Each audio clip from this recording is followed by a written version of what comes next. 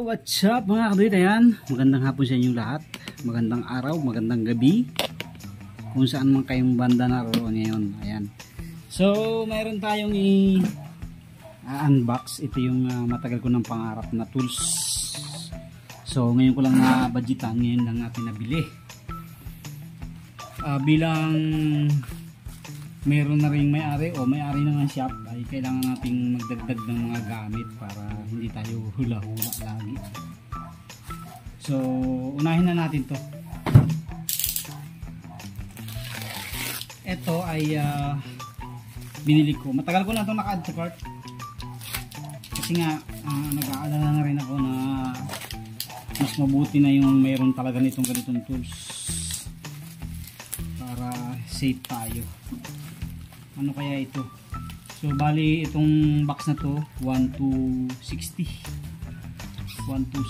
yata. So in order ko to sa Flyman. Shout out sa Flyman sa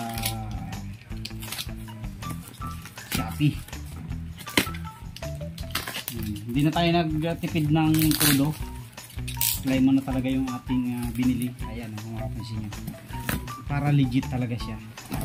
Flyman. Ano kaya ito? Tapos meron pa isa kasama, Flyman din. Yung ating kasing mga biniling tools, yung ating mga socket wrench, yung ating mga Allen wrench, saka yung star na wrench, Flyman yun. Tapos yung mga T-wrench natin, mga Flyman yung binili natin. So ito ay very magneto puller ng Inmax, double purpose, saka sa mga T-cambio sa XRM yan, sa Wave. So yan, eto double purpose, dual function itong ano ito, magneto puller. Meron tayo dyan magneto puller, pang ano lang siya, pang XRM lang. So ito bumili ulit tayo bago para sureable na nagagamit. Kasi yung Inmax natin, plano ko buksan ko na yung kanyang magneto dahil matagal nang hindi na bubuksan, ay baka mag-stock up. So dapat ito lang ang ordering ko. Yun nga lang, ito nakita ko naka-add to cart na rin, kaya binadgetan ko na rin para isang shipping na lang. Isa kasi yung binilhan ko nito na seller eh. Ito naman mga kaduit ay torque wrench. Charan! Oh, ganda. Ganda oh. Torque wrench. So yan oh. 10 to 150 pounds. So meron siya dito, network, newton.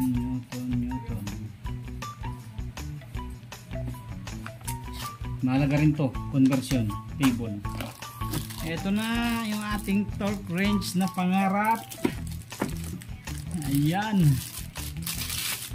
Flyman mga kaduit, Flyman no? Hindi na tayo nagtipid, mas maganda talaga Flyman para maganda. Tapos ito yung kanyang adjacent.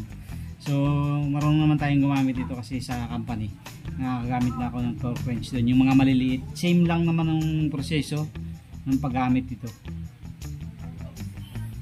Meron kaming torque wrench sa company na digital at yung analog. Tapos meron din yung ito auto click, yung pumipitik-pitik lang, sisit mo lang siya dito. Yun namang analog, isisit mo lang yung kanyang kamay, halimbawa 120 pounds o newton meters, yan. Sisit mo lang siya doon, tapos hahatakin mo lang siya ng manual, papaabutin mo lang doon yung palo para ma-sure mo na mahigpit talaga. Lalagpas mo lang siya ng konti, mga isang guhit o dalawang guhit. Ito naman, ang purpose naman ito, ang paggamit naman ito, dalawang pitik hanggang 3 pitik para sure mo na higpit na talaga siya. Iwas lost thread mga kadulit. Yan.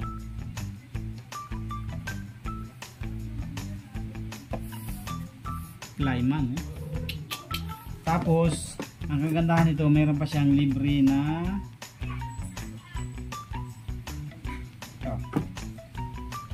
Flyman din kaya? Ay hindi, ordinary lang mga kadit yung kasama niyang socket wrench, manipis lang. Sa ano ito, anong number to? 21,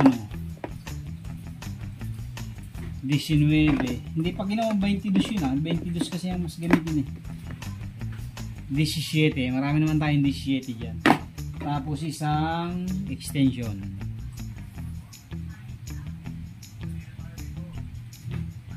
chrome vanadium.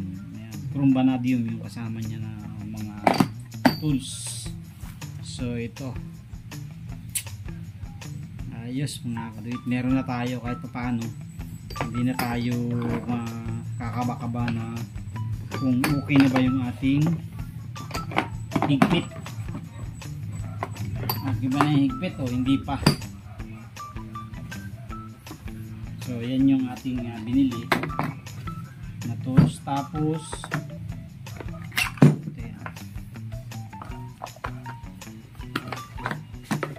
Tapos bumili rin ako kay, sino ba to? The Modifier. Ayan, kay The Modifier ng thread protector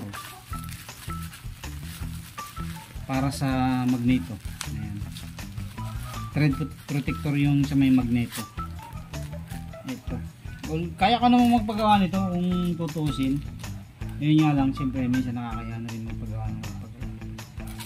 Kaya kong magpagawa nito, manipis pa nga 80 pesos. So kaya kong ipagaya to doon sa tropa natin. Bumili lang ako ng 10 para meron tayong reference.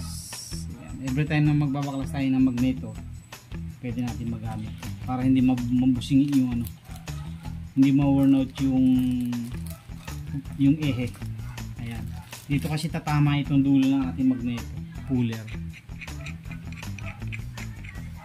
Ayan, dito siya, shoot natin ito dun sa dulo ng ehe, tapos dito tatama ito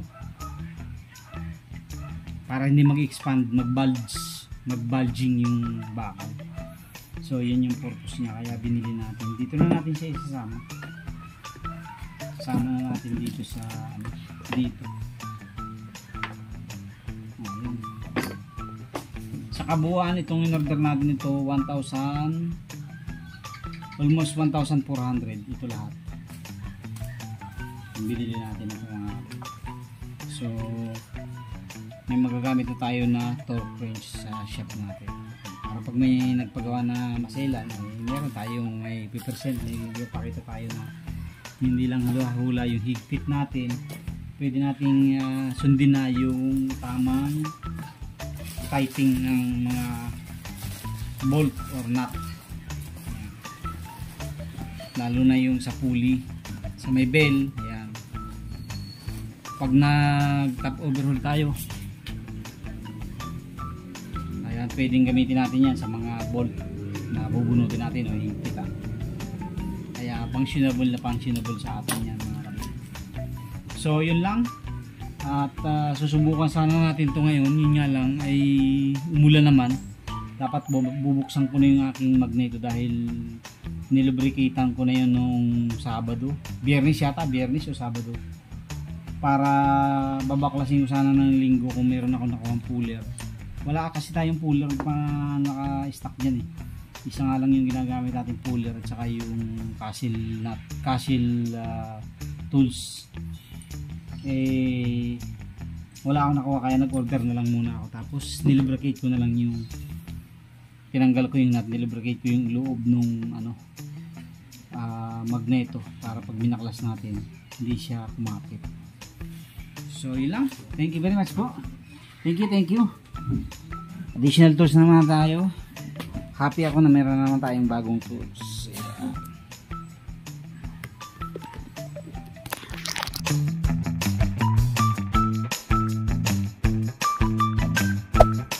there. Subscribe to my channel. And also press this bell icon.